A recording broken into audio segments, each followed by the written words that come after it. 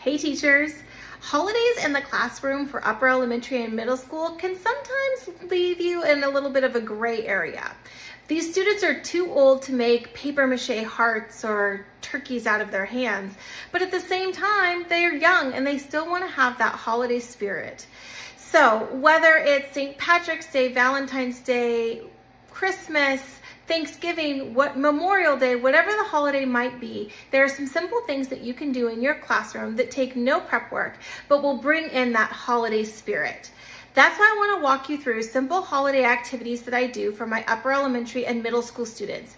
Things that help them to feel that holiday joy and oftentimes help them to learn about the holidays, but don't require any extra class time or prep work from you.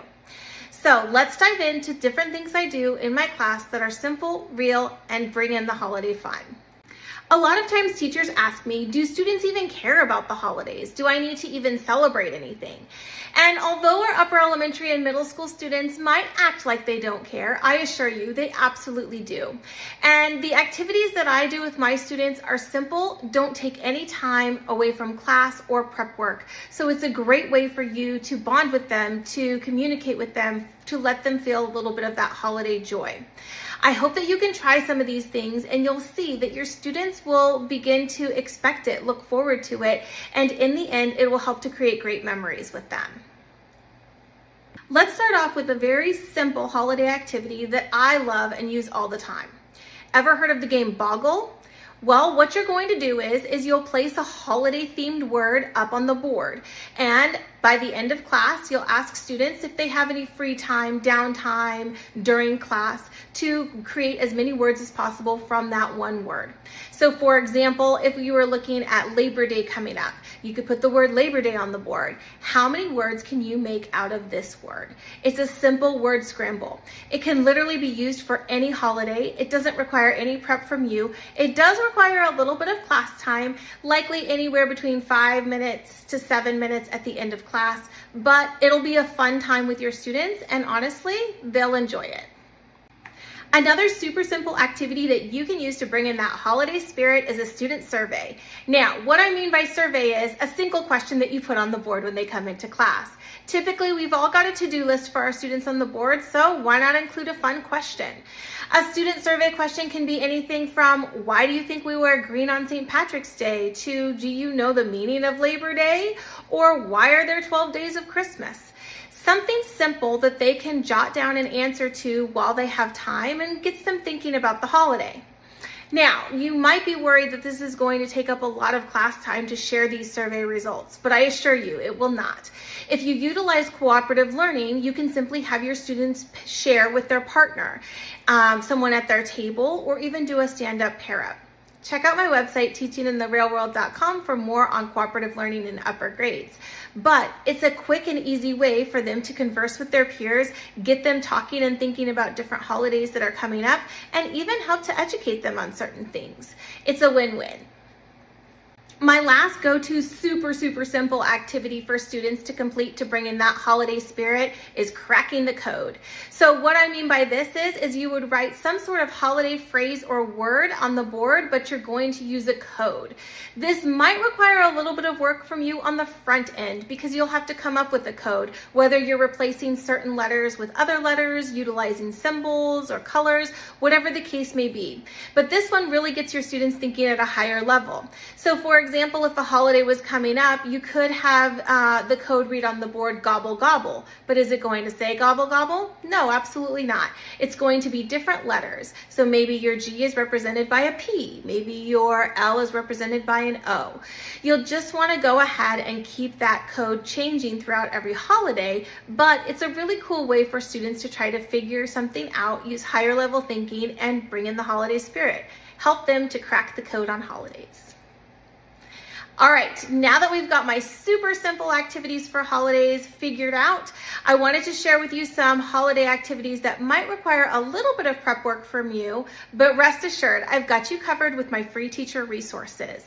Let's look at things that take a little bit more effort, but still not much, and bring in that holiday spirit.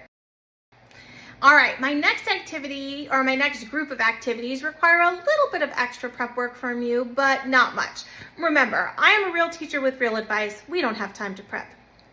So if you put the work in on the front end of these, you'll be able to use them for years to come. The first holiday activity that really packs a big punch that older students love, even though you might think they don't, is a read aloud. What I mean by this is a storybook, a chapter from a book, an excerpt, a poem, anything that has to do with that specific holiday. Students love to be read aloud to, no matter their age. Obviously, you can adjust this read aloud based upon your age group or your students' needs or interests, but finding different books, poems, or excerpts from books is a great way for you to really bring in that holiday spirit and honestly to get them thinking. Plus, students will love to sit and listen. If you want to take it to the next level, let them come and sit on the floor. Believe me, they'll do it. They might act like they don't want to, but these upper grade students are dying to be read to. Bucket lists are a great way for you to help students to bring in the holidays and honestly to help them make plans for any breaks or holidays that are coming up. So with the bucket list, the only front end requirement that you'll need is you'll need to actually teach your students about what a bucket list is. I personally love to make bucket lists. It helps me to brainstorm and make goals and think about what it is I want to do in the future. And that's a great life skill for you to teach your students. So by having them create a bucket list before fall break, a bucket list before winter break, a bucket list before spring break, or just even in general, what's your bucket list for the month of October? What are you hoping to do and accomplish and get and experience? It's a great way to help your students to learn how to plan ahead, to get them excited for the future, and to have them to make goals. Another super simple and realistic holiday activity for those older students are coloring pages. In this day and age, coloring is for all ages, and why not allow your students a little bit of time to color? You can make copies of these pages, which is pretty much the amount of prep work that will be needed for this, and then you can have an area in your classroom where students' pages are hung so that they can admire their peers' work as well as their own. It's a simple and easy way for you to allow students to express themselves and to give them a little bit of a holiday shout out. Okay, my last holiday activity for those upper elementary and middle school students is by far my favorite, and that is holiday trivia. Everyone loves trivia, and when students have to research, create their own trivia question and research to find their own answer, they love it even more.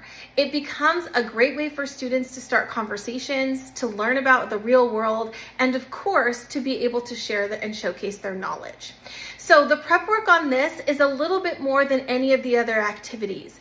First off, you're going to need to talk to your students about parameters regarding trivia and being school appropriate, as well as how much they can write for each trivia answer / question. The other thing that you'll need to do is you'll need to create some sort of bulletin board space, or for me personally, I put it on the inside of my door of my classroom, some sort of space where students can tape or post their trivia questions. So what you'll do is you'll pick one holiday for that month, and you'll go ahead and let the students know that this is the holiday focus of the month. And when they know that, they need to go and find out interesting facts about this holiday, creating holiday trivia. They can ask a question and have the trivia piece on the back, or they can just post up their trivia answers. This is an interesting fact about the holiday. I typically keep it on the door, inside of the door, because while we're waiting in line to leave class, it's really easy for students to look at and reflect and laugh together. Or if you have a bulletin board space, I would put that somewhere close to the door as students are coming and going in the classroom, because then they can easily post up their trivia without interrupting anyone. But it really is a great thing that gets the students talking, and it honestly educates them, because most students don't know why they celebrate most of the holidays. All right, there you have it. Simple holiday activities that you can implement in your upper elementary and middle school classroom. Listen, I know that it's hard with so much going on in these upper grades, but if we give them a little piece of this holiday spirit, it will carry them through for so long. And it's a great way for them to bond with each other and to bond with you, their teacher. It's a fun way to share knowledge and to get to experience things and still stay focused on all of the things we have to get done. If you're not sure about how to implement this or what you need, please check out my blog post on teachingintherealworld.com. I also have some free teacher resources for you as well, printable PDFs that you can download and print with ease. If you want to see more videos on things that you can do for your upper elementary and middle school classroom, please check out my YouTube channel, Teaching in the Real World. I am a real teacher with real advice, here to help you save time, energy, and stress. Happy teaching!